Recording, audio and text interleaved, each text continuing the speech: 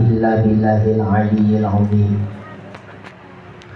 Alhamdulillah, segala puji syukur kehadiran Allah Subhanahu wa taala yang telah memberikan nikmat kesehatan dan kesempatan kepada kita semua, sehingga pada malam yang berbahagia ini kita dapat bertemu kembali untuk melanjutkan kajian kita sebagaimana biasa. Yang mana malam hari ini terjadwal kajian kita adalah kajian Sirah Nabawiyah, membaca kitab Khulasah Nurul Yakin dan juga kitab yang lainnya seperti kitab Fiqhus Sirah karya Syekh Muhammad Sa'id Ramadan Al-Buti. Salawat dan salam tidak lupa pula kita hadiahkan kepada junjungan kita baginda Nabi Muhammad sallallahu alaihi wasallam. Allahumma shalli wa sallim wa barik alaihi.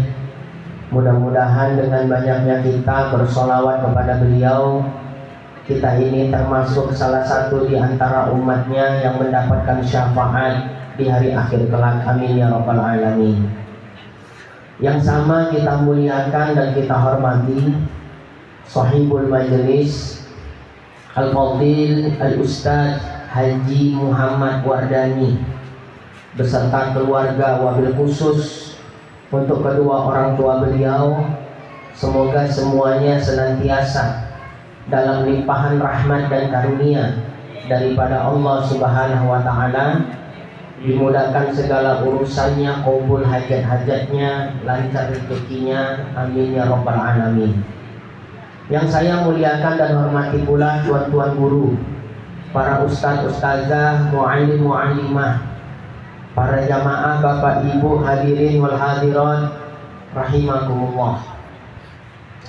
Pada pembahasan yang lalu kita sudah membahas Sirah Nabawiyah. Pembahasan yang lalu kita membahas tentang kelahirannya Rasulullah sallallahu alaihi wasallam. Maka sekarang kita masuk pada pembahasan yang keempat, wafatu ummihi wa khosanatuhu, wafatnya ibu Nabi dan orang yang mengasuhnya.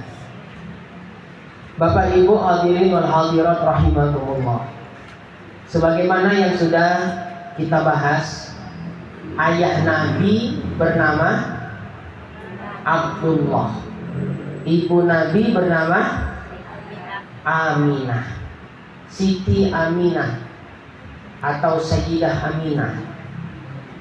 Kita baca kitabnya terlebih dahulu. Bismillahirrahmanirrahim. Qala al-mu'allif rahimahullah wa nafa'ana bihi wa bi ulumihi fid dharaini amin ya mujibas sa'ilin. Tuwufiyat ummuhu sallallahu alaihi wasallam. Ibu Nabi sallallahu alaihi wasallam wafat. Wa huwa bisadisati min umrihi. Dan ketika itu umur Rasulullah baru 6 tahun. Berapa tahun umur Nabi? 6. Wa hiya raji'atun minal Madinati. Ketika ia kembali dari Madinah, kembali dari Madinah. Ibu Nabi, ayah Nabi wafat, Nabi belum lahir. Ibu Nabi wafat, Nabi masih kecil. Usia Nabi pada waktu itu 6 tahun. Dapat kita bayangkan Bapak Ibu betapa susah hidup Nabi. Belum lagi lahir sudah ditinggal wafat ibunya, ayahnya. Masih kecil. 6 tahun itu adalah usia di mana seorang anak sangat butuh, butuh kasih sayang kedua orang tua. Wabil khusus adalah ibu. Tapi di saat usia 6 tahun itu pula Allah Subhanahu wa taala memanggil ibunda tercinta baginda Nabi Muhammad sallallahu alaihi wasallam, yaitu Sayyidah Aminah.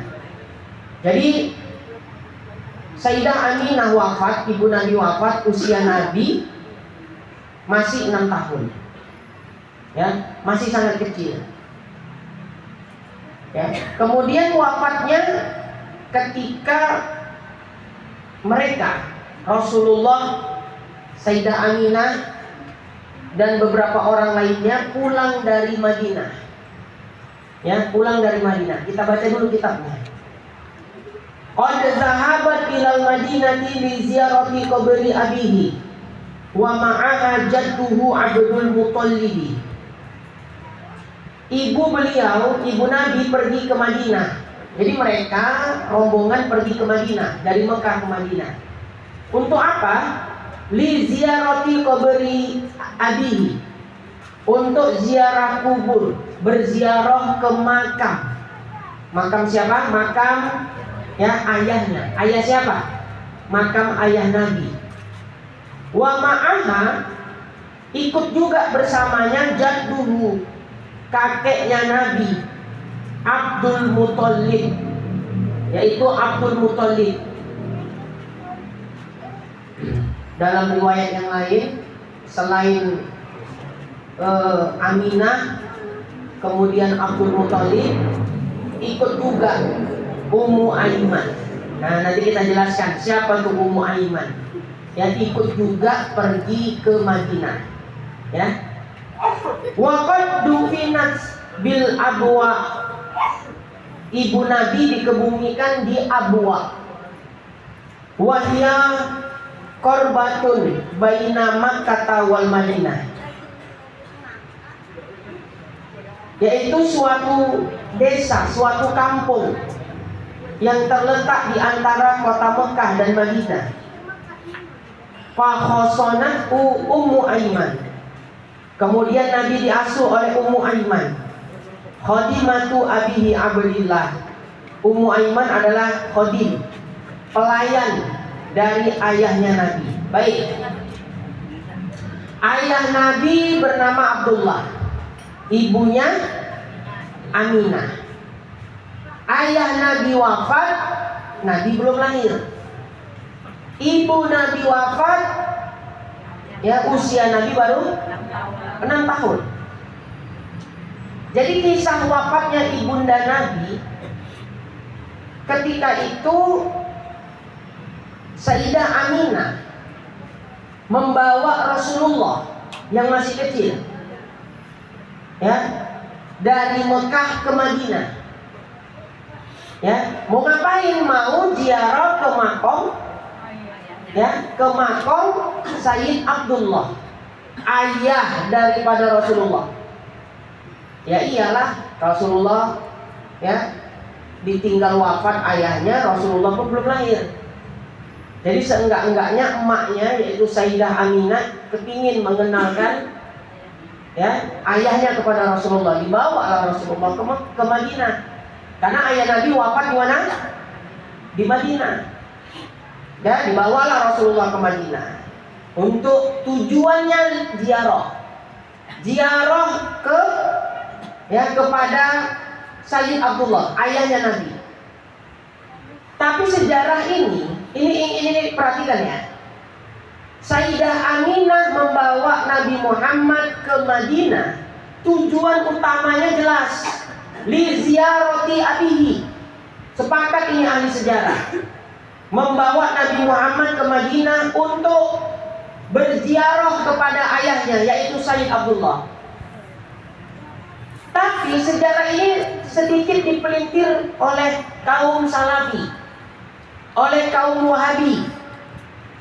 Karena ajarannya Salafi, ajarannya Wahabi anti kepada ziarah kubur. Jadi mereka tidak mengatakan Sayyidah Aminah membawa Nabi Muhammad ke Madinah, mereka tidak mengatakannya untuk ziarah kepada Sayyid Abdullah, tapi mereka mengatakannya untuk silaturahim kepada kerabat-kerabat ayahnya yang ada di Madinah. Jahat Wahabi, ya, Salafi. Jadi mereka tidak mengatakan bahwa Sayyidah Aminah membawa Rasulullah ke Madinah untuk ziarah kubur kepada Sayyid Abdullah ayahnya, tapi mereka mengatakan untuk silaturahim, membawa Nabi Muhammad silaturahim kepada kerabat-kerabat ayahnya yang ada di Madinah. Padahal ulama sepakat, sudah disebutkan, Qad zahabat ilal Madinati li ziyarati qabri. Cuma karena Salafi Wahabi anti kepada ziarah kubur, mereka sedikit memelintir sejarah. Makanya tuh hati-hati juga baca buku-buku sirah.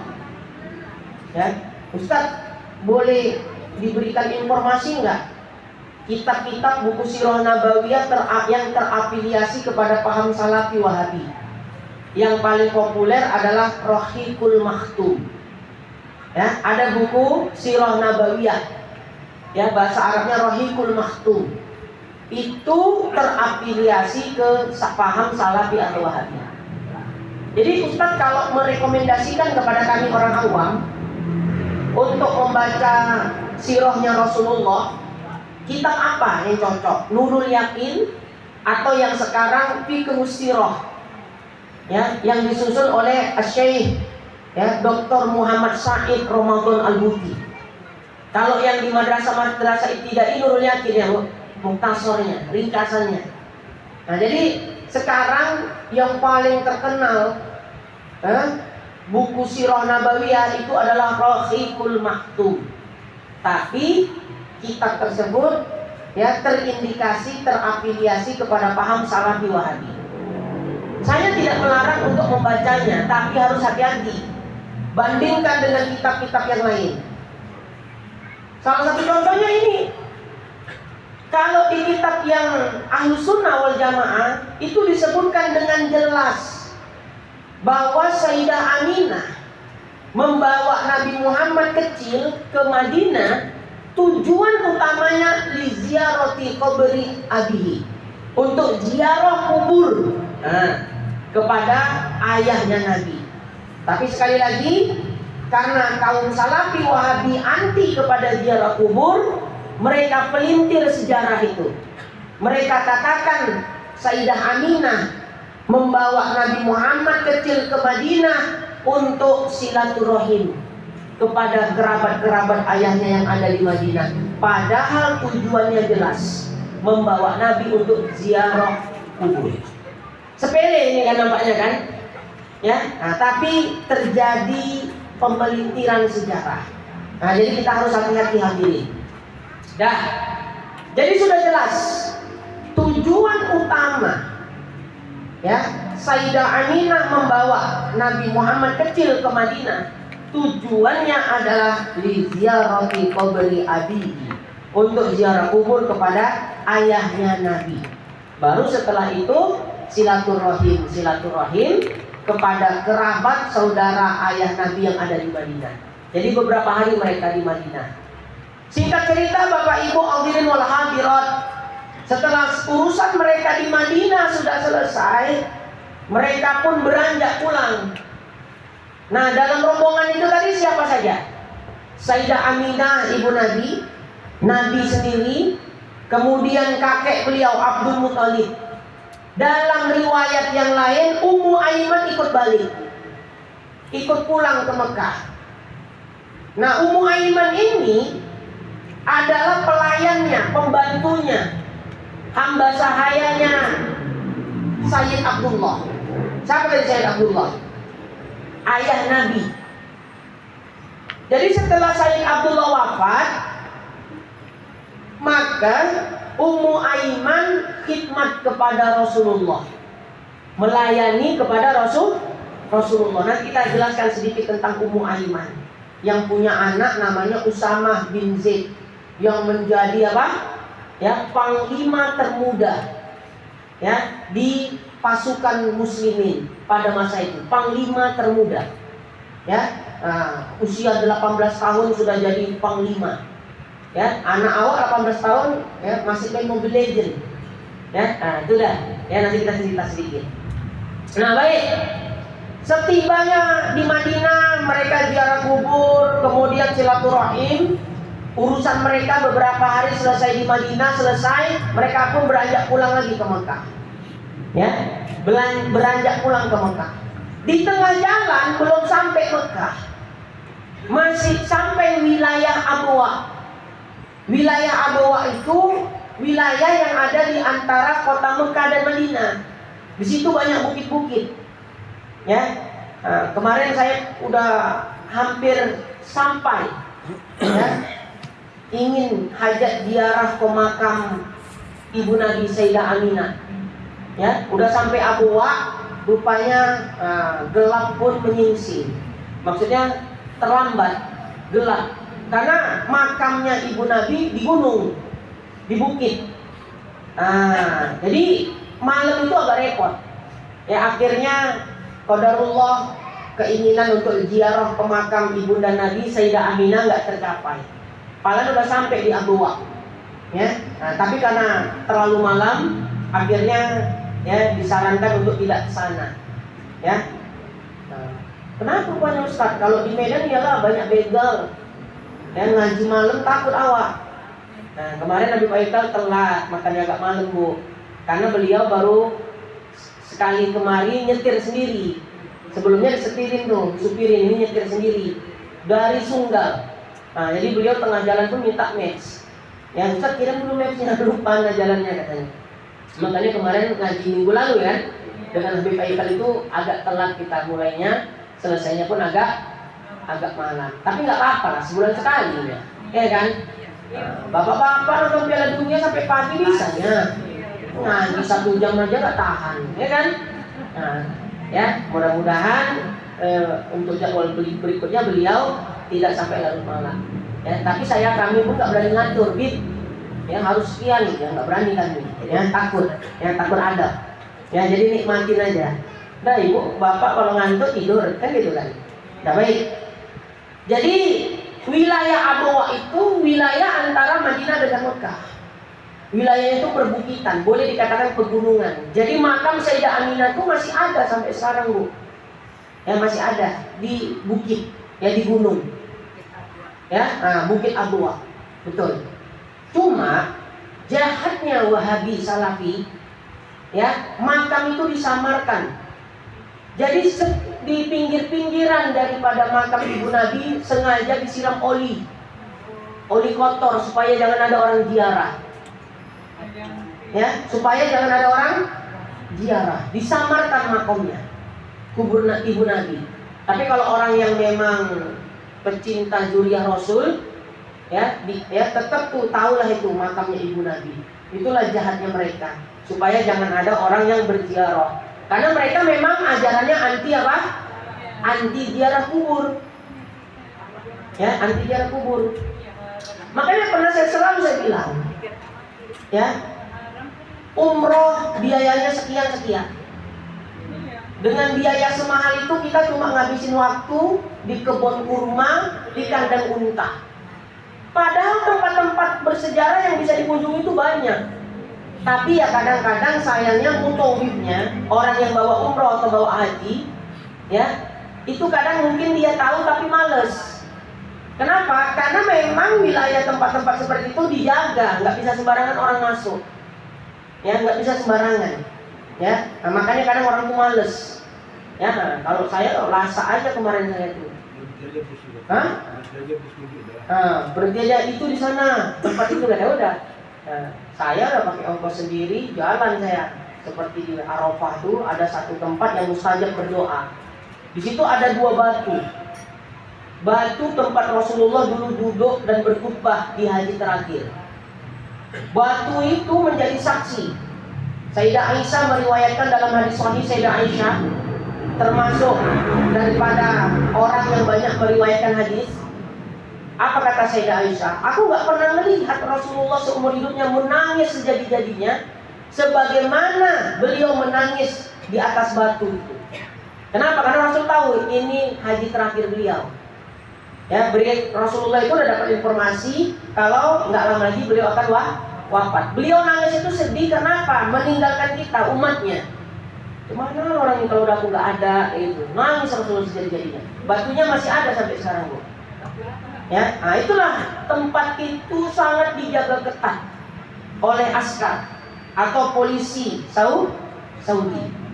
Jadi waktu saya sampai diusir, pergi gitu ya, keliling dia naik mobil tuh. Pergi saya memang, pura-pura saya sholat dulu di masjid.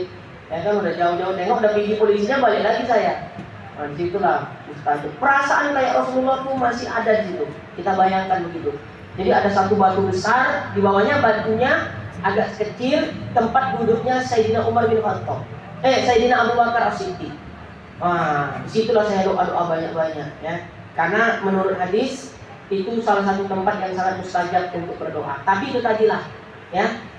Karena salaf ini takut kita dianggapnya kita ini melakukan syirik. Padahal kita di situ tak mengenang, bukan awak minta sama batu, batu, ya, batu, ya, aku mau kaya, tolonglah, enggak. Ya, kita cuma tawasul namanya, ya Allah, dengan keberkahan tempat ini, ya Allah. Ya, maka mudahkanlah urusan hamba. Sama umpamanya, kalau kita mau ngadep gubernur, kalau kita sendiri yang datang, mana di TRG harus ada apa? Orang dalam. Jadi kita minta tolong orang dalam untuk menyelesaikan urusan-urusan birokrasi kita. Nah, itulah namanya tawasul. Nah, kita mau minta ke Allah, ya, rasanya kurang pantas memandang dosa dan amal kita. Akhirnya kita memohon doanya melalui ya perantaraan Nabi Muhammad atau orang soleh. Itulah namanya tadi wasilah. Ya Rasulullah, atau kita mintanya begini, ya Allah, dengan kemuliaan Rasulullah, ya perkenankanlah doaku. Itulah namanya ijabah. Ya, kita sebut nama-nama orang dalam. Kau ada urusan apa ke kantor ini? Ya, ini Pak mengurus ini. Oh, nggak bisa. Saya Pak kenal sama si Fulan, kata si Fulan, saya suruh jumpai Bapak. Oh ya udahlah, letak berkasnya di situ. Nah, tunggu ya 10 menit lagi. Kan gitu kan? Itulah umpamanya. Ya, birokrasi kita memang udah seperti itu. Nah, itu. Jadi nggak salah tuh kita datang ke tempat-tempat yang seperti tadi. Kita niatnya mengenang dan kita mengambil barokah dari tempat-tempat tersebut. Ya, jadi itu bukan syirik. Kecuali ibu-ibu mintanya kepada batu tadi, batu, gitu-gitu kan. Nah, tolonglah aku, itu baru syirik. Ya, itu baru syirik. Tapi kalau maaf ya, ajaran Salafi Wahabi itu pukul rata aja, ya. Nah, nggak boleh minta-minta tuh, katanya syirik, katanya. Padahal kita tidak seperti itu maksud niatan kita. Ya khair. Nah, baik. Jadi ketika sampai di desa yang bernama Abwa, wilayah Abwa, Sayyidah Aminah sakit. Ya, ini belum wafat lagi. Sakit Sayyidah Aminah. Sehingga mereka terpaksa tidak melanjutkan perjalanan, berhentilah di situ. Karena semakin waktu kondisi ibunda Nabi Sayyidah Aminah semakin drop, semakin memburuk kondisinya. Ya, sampailah ya ibunda Nabi wafat di situ. Ya, di mana tadi? Di Abwa. Ya, wafat di situ lalu dikebumikan juga di situ. Dikenallah bukit tempat ya makbarohnya ibunda Nabi disebut namanya Bukit Abwa. Disitulah ibunda Nabi SAW dimakamkan. Nah, jadi nanti kalau ibu bapak ada rezeki mudah-mudahan sampai ya umroh atau haji, cobalah berziarah. Jadi cerita Madinah itu bukan Masjid Nabawi aja. Ya, cerita Mekah bukan sekedar Masjidil Haram. Berziarah, kunjungi tempat-tempat yang disukai oleh Rasulullah SAW. Ya, saya kadang sedikit sedih ya melihat orang-orang umroh. Kalau sampai Madinah seolah tujuan mereka cuma satu. Apa tujuannya? Masjid Nabawi itu aja. Padahal ulama-ulama kita seperti Al-Imam Muhyiddin Abi Zakaria Yahya bin Syaraf An-Nawawi Ad-Dimashqi Asy-Syafi'i, atau yang lebih populer dengan nama Imam Nawawi, di dalam kitab Al-Azkar beliau menyebutkan satu bab ziarah kubur Nabi. Artinya apa? Ke Madinah itu niat yang paling unggul nomor satu itu tujuannya adalah ziarah ke Nabi Muhammad, bukan ke Masjid Nabawinya. Ke Masjid Nabawi itu nomor 2 itu.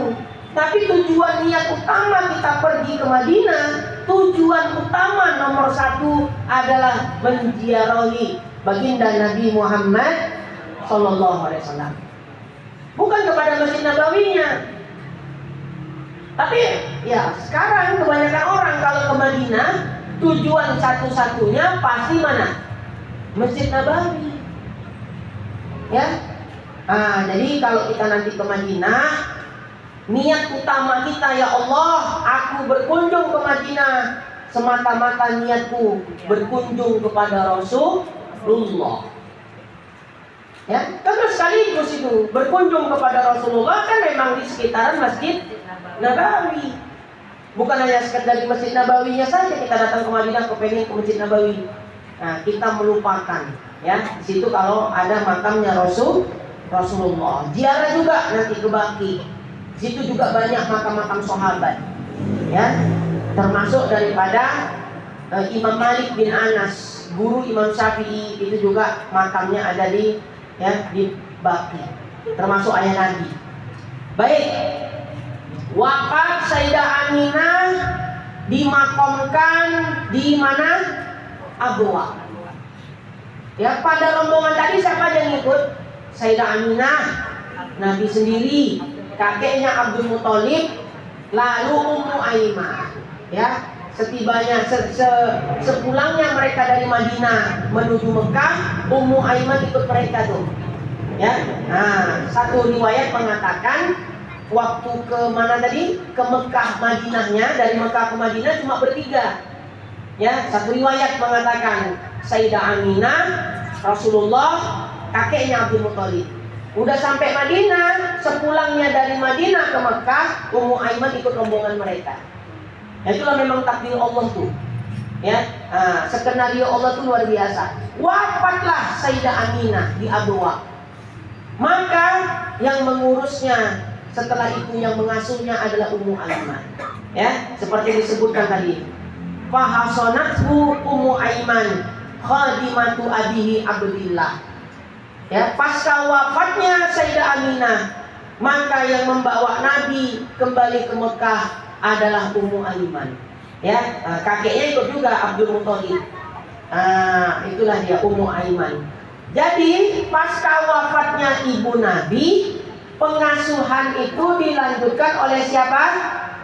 Oleh Ummu Aiman. Nah, nama aslinya Barokah. Ya, nama aslinya Barokah binti Sa'labah. Ya, nama aslinya Ummu Aiman adalah Barokah binti Sa'labah al-Habbasiyah. Dari Habbasiyah, Habasyi. Ya, asalnya. Jadi Ummu Aiman itu kunyah. Ya, kunyah. Nama aslinya Barokah binti Sa'labah. Pernah dengar nama sahabat Sa'labah? Gimana tuh ceritanya Sa'labah itu?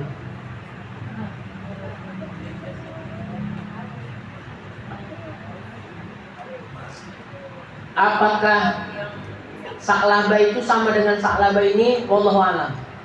Ya. Nah, yang jelas Ummu Aiman itu namanya Barokah. Barokah binti Sa'labah al-Habbasiyah. Ya. Beliau siapa tadi? Budak. Ya. Hamba sahaya daripada ayah Nabi, yaitu Sayyid Abdullah. Ya. Setelah wafat ayah Nabi, maka Ummu Aiman ini pun diwariskan untuk Rasulullah. Makanya tadi dikatakan pasca wafatnya ibu Nabi, yang mengasuh Rasulullah adalah Ummu Aiman, Barokah binti Sa'labah. Ya, berapa lama Rasulullah diasuh oleh Ummu Aiman sampai dewasa? Ya, Ummu Aiman merawat Rasulullah hingga dewasa.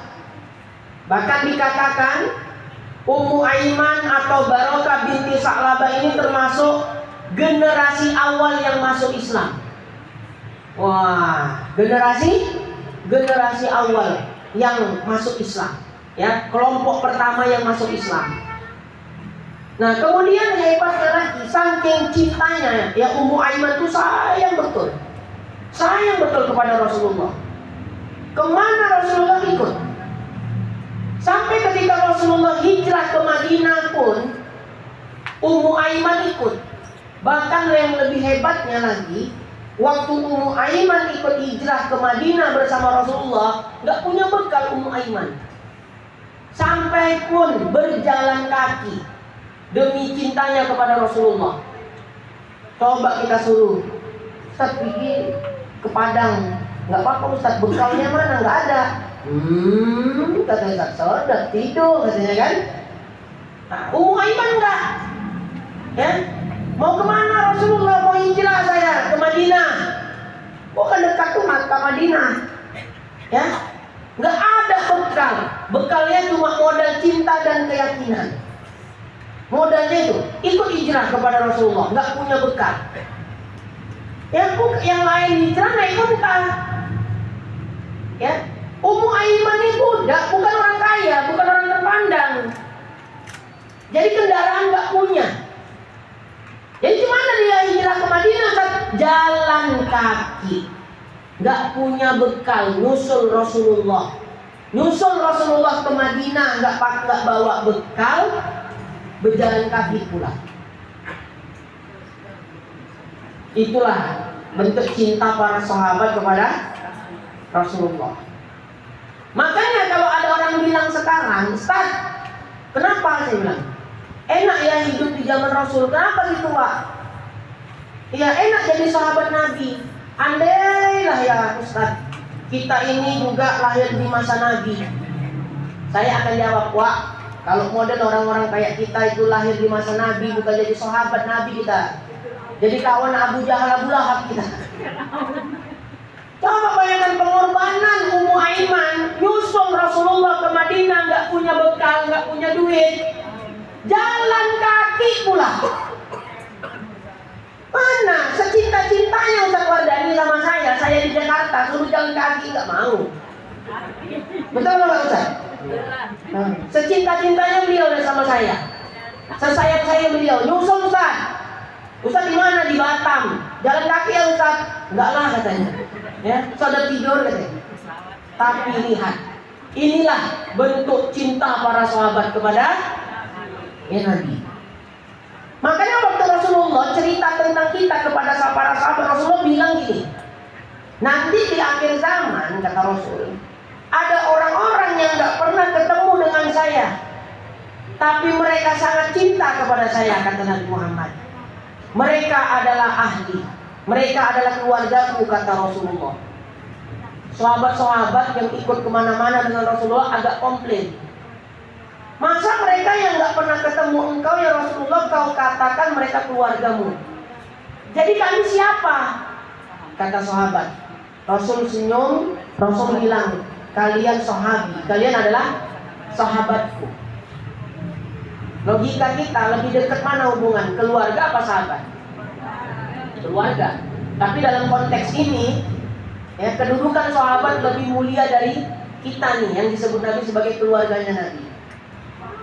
Sampai Rasul bilang, kalau bahasa kita, kalian gak usah cemburu sama umat akhir zaman, walaupun aku menyebut mereka sebagai keluargaku, karena sedekah kalian segenggam kurma nggak akan bisa ditandingi oleh mereka, walau mereka sedekah emas sebesar gunung Uhud. Kita punya emas sebesar gunung Uhud, misalnya kita sedekahkan semuanya atas nama agama, itu nggak sebanding dengan sedekah para sahabat. Sedekah kurma hanya segenggam tangan, masih lebih berat timbangannya di sisi Allah sedekah kurma segenggam tangan dari para sahabat daripada sedekah kita berupa emas sebesar gunung Uhud. Kenapa? Karena mereka berbuat atas dasar cinta kepada Rasulullah. Ya, makanya kenapa kita buat kajian Sirah Nabawiyah di Majelis Taklim Ar-Rahmah ini, supaya kita juga dapat perlahan-lahan mencintai Rasulullah. Ya, karena nggak mungkin kita bisa kenal, bisa cinta dengan Rasulullah kalau kita nggak sering cerita tentang beliau. Ngaji tauhid di sini ada, ngaji fikih ada, ngaji akhlak ada. tapi nggak punya mahabbah, nggak punya rindu, nggak kenal dengan Rasulullah, percuma itu semuanya. Karena yang membawa semua itu siapa coba? Rasulullah. Kita belajar tauhid, kita belajar fikih, kita belajar akhlak, belajar ilmu ini. Tapi kita tidak ada rasa rindu ya kepada Rasulullah, kita nggak ada mahabbah kepada Rasulullah, semuanya itu percuma. Kenapa? Karena semua itu yang membawa siapa lagi kalau bukan Rasulullah. Makanya kita buat kajian sirah. Ya, sebetulnya nih saya cerita tentang wafat Sayyidah Aminah ini mau meniti air mata saya. Ya, malu tapi sama jamaah saya tahan. Ya, membayangkan kondisi Rasulullah usia 6 tahun dan tinggal emaknya. Bukan di rumah, di tengah keluarga, di tengah safar. Kalau ditinggal emaknya, di sisi keluarga, di tempat tinggalnya, mending. Coba ini, ditinggal ibunda tercinta di tengah-tengah safar. Gak ada orang selain orang tuanya. Abdul Muthalib, Ummu Aiman tinggal, yang mendampingi baginda Nabi Muhammad SAW. Bayangkan, kondisi Arab dulu gak sama kayak sekarang. Sekarang memang udah rame. Tempat yang dilarang Rasul untuk didatangi, orang sekarang malah banyak berkunjung ke situ. Ya, ada tempat-tempat dilarang itu untuk didatangi. Kenapa? Tempat terlaknat, tempat yang dikutuk oleh Tuhan. Orang umroh sekarang malah datang ke situ. Heran juga awak kadang. Ya, nah, Rasul aja bilang, jangan kemari. Awak pula yang datang ke situ. Dan singkat cerita, Rasulullah diasuh oleh Ummu Aiman pasca wafatnya ibunda Nabi tercinta. Sampai kapan Rasul diasuh oleh Ummu Aiman?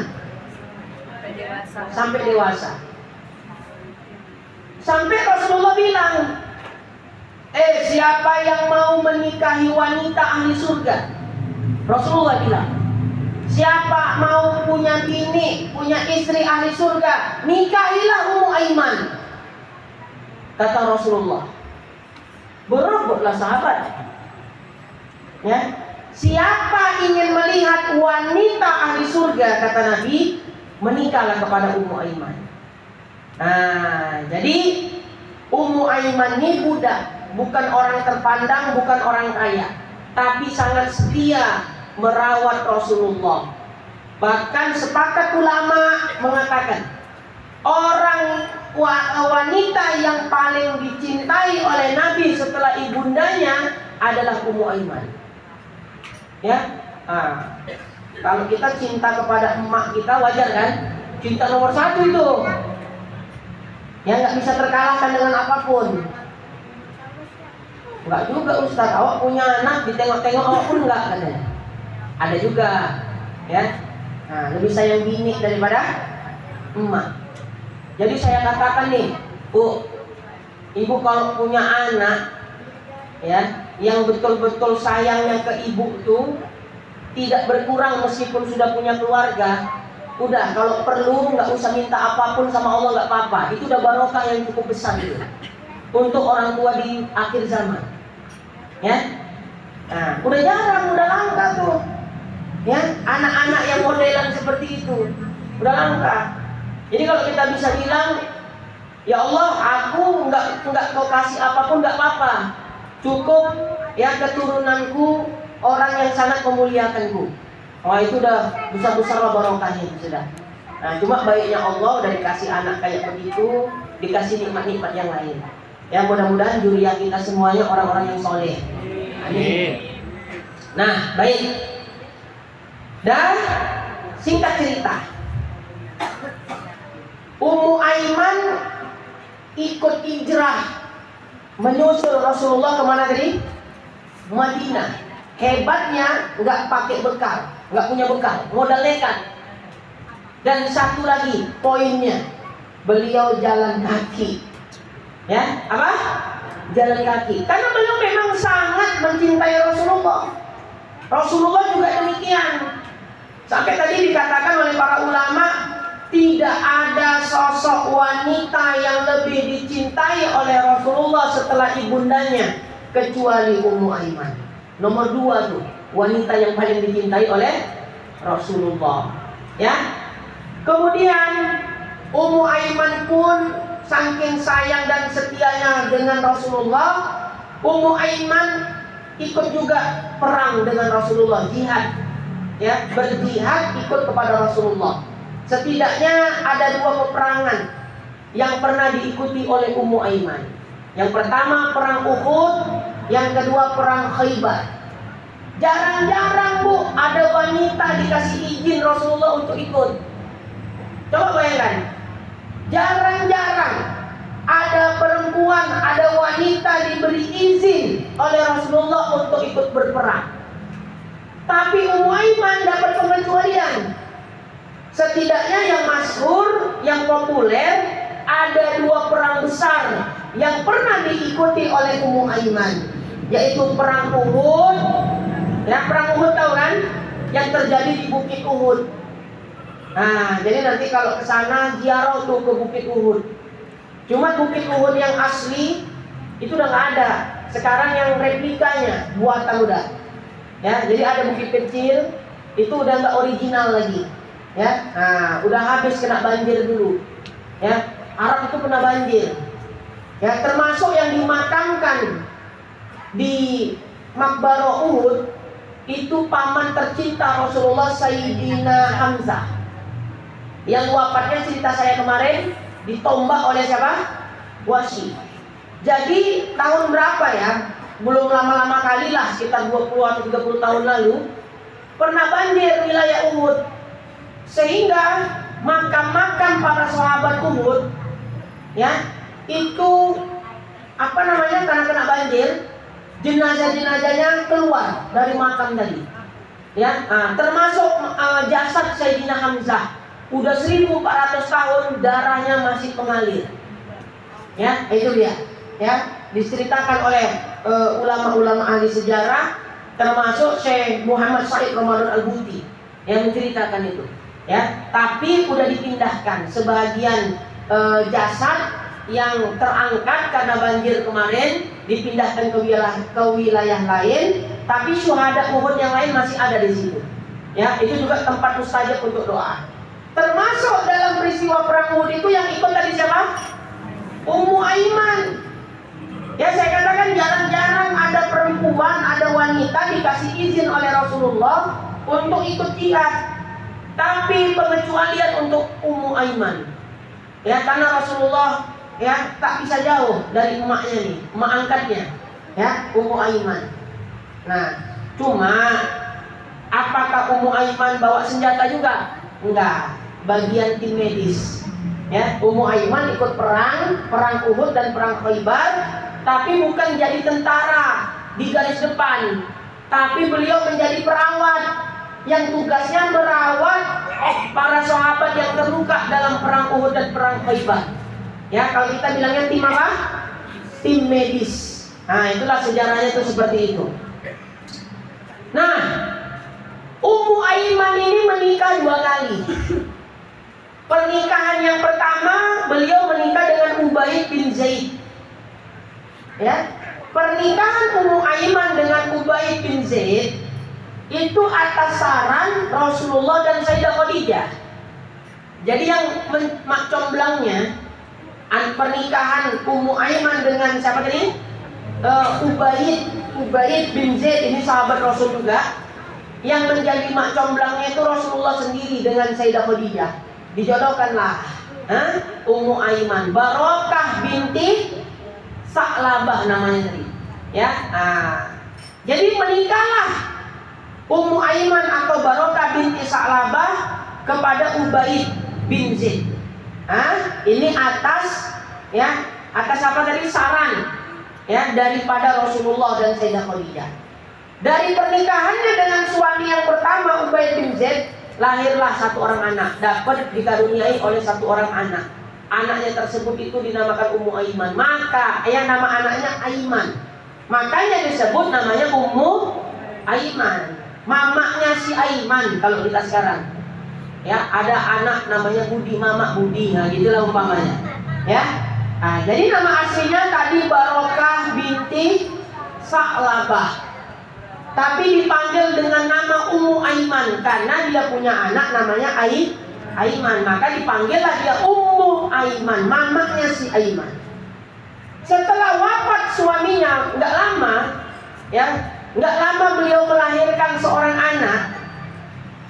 Suaminya pun wafat, Ubay bin Zaid tadi wafat. Kemudian menjandalah beliau. Kemudian beliau menikah lagi dengan suaminya yang kedua. Suaminya yang kedua adalah Zaid bin Harithah. Siapa Zaid bin Harithah ini? Itulah nampak kalau kita betul-betul nggak kenal dengan keluarga Rasul, orang-orang terdekat Rasul. Zaid bin Harithah ini adalah budaknya Rasulullah. Siapa? Zaid bin Harithah siapa? Budaknya Rasulullah, hamba sahayanya Rasulullah. Ya, jadi setelah wafat Ubaid bin Zaid, suaminya yang pertama, Ummu Aiman nikah lagi dengan seorang pemuda yang bernama Zaid bin Harithah. Zaid bin Harithah itu adalah budaknya Rasulullah. Dari pernikahannya yang kedua, pernikahannya dengan Zaid bin Harithah, ya, melahirkan atau dikaruniai oleh seorang anak yang dikenal namanya Usamah bin Zaid. Yang kalau kita buka sejarah Bapak Ibu, ya, Usamah bin Zaid itu adalah panglima termuda yang ditunjuk oleh Nabi. Ya, panglima termuda, jenderal termuda. Ya, yaitu siapa? Usamah bin Zaid. Jadi kalau nanti ibu baca buku sejarah disebut nama Usamah bin Zaid, alhamdulillah, ya, saya ziarah ke makam beliau, ya, dapat ziarah ke makam Sayyidina Usamah bin Zaid. Beliau itu adalah panglima termuda yang ditunjuk oleh Rasulullah. Putra dari siapa? Putra daripada Zaid bin Harithah. Mamanya namanya tadi Barokah binti Sa'labah atau yang dikenal dengan Ummu Aiman, wanita yang paling dicintai Rasulullah setelah wafat ibunda Nabi. Jadi kita harus tahu itu. Setelah Sayyidah Aminah wafat, siapa yang ngurus Rasulullah? Kita harus tahu, banyak orang nggak tahu. Berarti setelah wafat Sayyidah Aminah, ya, siapa yang ngurus Nabi Muhammad, ya Ustaz? Yang tahu kita kan diurus oleh siapa? Paman, ya, atau kakeknya. Nanti ada pembahasan yang lebih detail. Padahal, ya, yang lebih banyak mengurus Nabi adalah siapa? Ummu Aiman. Sampai dikatakan Ummu Aiman menjadi sosok wanita yang paling dicintai Nabi setelah wafatnya ibunda Nabi Sayyidah Aminah. Tapi banyak orang yang enggak tahu, banyak orang yang enggak paham. Itulah dia. Memang kalau ngaji sirah ini macam mendongeng. Ya tahulah anak-anak kalau didongengkan bawaannya ngantuk, ya. Ujung-ujungnya tidur. Dah, ya. Itulah sejarah, ya, sirahnya Nabawiyah, sirah Nabi kita dari wafatnya ibunda beliau sampai Nabi itu jatuh, ya, diasuh oleh Ummu Aiman. Nah, itulah cerita sejarahnya.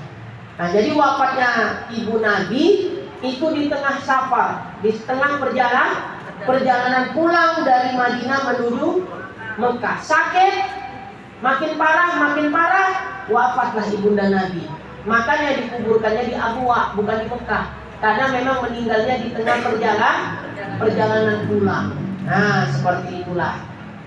Nanti akan kita lanjutkan tarbiyatuhu wa wafatu jaddihi, ya, pendidikan Nabi dan wafatnya kakek beliau, ya. Cemana histori sejarah wafatnya kakek Nabi. Ketika itu berapa umur Nabi, ya. Orang yang paling mencintai Rasulullah dari kalangan keluarganya diantaranya kakek beliau, Abdul Muthalib. Itu pun wafat juga umur Nabi baru 8 tahun. Nanti kita ceritakan pada episode yang akan datang. Ya, nah, kalau kita ajaklah udah, ya, macam udah gak punya masa depan. Ayah wafat, kita belum lahir, misalnya gitu kan. Emak kita wafat, kita masih kecil. Ada orang yang sayang betul sama kita, yaitu kakek kita. 2 tahun kemudian setelah ibunya wafat, wafatlah kakeknya. Wah, ini luar biasa perjalanan Rasulullah. Makanya dikatakan oleh para ulama, ujian terberat adalah ujian yang Allah berikan kepada al-anbiya wal mursalin. Ujian terberat itu adalah ujian yang dialami oleh para nabi dan rasul. Baru setelah itu ujian yang Allah berikan kepada wali-walinya. Baru setelah itu kepada orang-orang soleh. Barulah ujian-ujian untuk yang kita alami. Jadi Bu, Pak, yang kita anggap ujian yang menimpa kita itu ujian yang paling berat, itu cuma rempah-rempahnya aja itu. Remeh-temeh dibanding ujiannya para wali, orang soleh, termasuk ujian-ujian para nabi dan rasul. Nah, jadi jangan apa kalilah kita ini, ya, namanya orang hidup, ya pasti ada aja ujian, masalah. Tapi jangan menganggap seolah-olah itu masalah paling berat jika dibanding dengan orang lain. Kau nggak tahu katanya, kan itu kan? Nah, apa yang kau alami? Padahal ujian orang lebih berat daripada ujiannya. Sebagai penutup tentang ujiannya, saya teringat nih. Saya baca kitab Isqatul Tadbir karya Imam Ibnu Athaillah As-Sakandari. Waktu pada satu peperangan, entah perang Khandaq, entah perang Uhud itu, saya lupa ya. Rasulullah itu agak sedikit down. Down itu ya artinya itu down. Kenapa? Pasukan musuh berjumlah 10.000. Pasukan Rasul cuma 300 orang. Nah, udah tahu lah matematikanya tuh. Musuh 10.000. Bukan 1.000, 10.000 pasukan musuh. Pasukan Rasulullah kurang lebih 300 orang. Udah 300 orang. Di dalam tubuh yang pasukan 300 orang tuh ada pula orang-orang munafik. Orang munafik ini jadi kompor, mempengaruhi sahabat yang udah semangat mau jihad. Wah, Sahid aku nih, ini yang aku cari. Bayangkan 300 orang menghadapi 10.000 orang. Kalau awak tuh apa kita lakukan? Lari awak tuh. Tapi para sahabat nggak, memang itu yang dicari orang tuh, kepengen mati syahid. Tapi ada orang-orang munafik di sisi pasukan muslimin, dipengaruhi lah. Woi kawan, apa? Kita ini namanya menyerahkan nyawa katanya. Kenapa kayak gitu? Udah semangat ya sahabat, ya mau mengejar syahid. Kau tengok tuh berapa pasukan musuh, 10.000, kita 300 orang. Ini namanya mati konyol. Ya, akhirnya satu mundur. Udahlah 300, makin lama makin sedikit karena mundur, dipengaruhi orang-orang munafik. Nah, Rasulullah situ mulai cemas. Ya, nah, turunlah ayat. Ayat itu ceritanya kurang lebih begini, ya Muhammad, apa yang kau takut? Ya, kan bukan baru ini kau ikut perang, menghadapi musuh yang banyak. Pada perang-perang yang sebelumnya, pasukanmu juga cuma sedikit, pasukan musuh itu banyak, tapi kami menangkan juga kau. Ya masa kali ini kau gentar? Ditegur oleh Allah. Gak usah takut. Baru para Imam Ibnu Athaillah bilang gini, kita sekarang yang lagi punya masalah di dalam hidup kita, bukan baru kali ini aja kita dapat masalah. Betul apa enggak? Sebelum-sebelumnya kita juga udah pernah dapat masalah. Lalu apakah kita dapat melalui masalah itu? Bisa terlewati masalah yang sebelumnya? Terlewati. Jadi apa bedanya masalah yang sekarang sama yang kemarin? Sama-sama masalah. Jadi yang sekarang ini udah hadapi aja, tunggu waktunya, selesai itu nanti. Kata Imam Ibnu Athaillah. Jadi kalau kita punya banyak masalah, renungkan itu. Dalam hidup kita ini, kenapa ibu jarang ngaji lagi? Pening kali kepala pusat. Kenapa bu? Banyak kali masalah di rumah. Tadi itu misalnya kan, bu, umur ibu berapa? 60 katanya. Selama ibu umur 60 baru kali ini aja ibu dapat masalah dalam hidup. Pasti jawabannya? Enggak lah Ustaz. Sebelum-sebelumnya udah pernah juga ada masalah. Pertanyaannya, terlewati nggak masalah yang ibu hadapi dulu? Terlewati. Tetap hidup nggak ibu? Tetap hidup. Masih bisa makan? Masih.